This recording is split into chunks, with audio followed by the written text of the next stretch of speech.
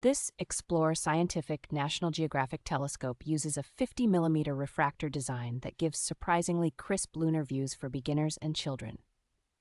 The included eyepieces pair well with the telescope's focal length to offer two distinct magnification levels, making it easy to switch between wider scenes and closer looks at craters or star clusters.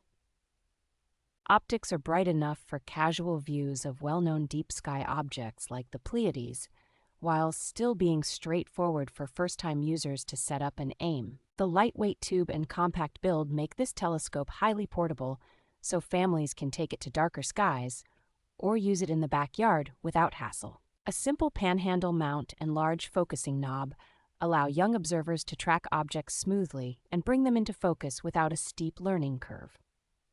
The adjustable tripod helps the instrument fit observers of different heights, encouraging shared observing sessions and making it a practical starter scope for family use.